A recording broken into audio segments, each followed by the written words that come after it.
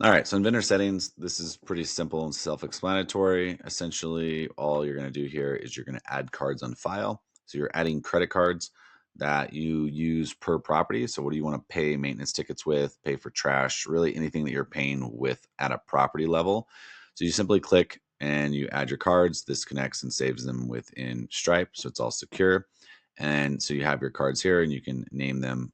You can see you can edit a nickname and you can add whatever you want it to be.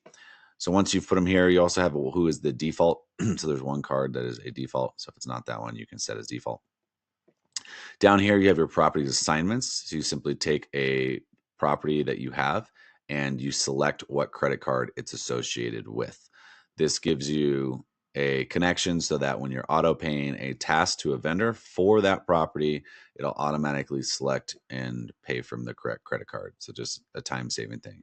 And that's pretty much all that exists within the vendor settings.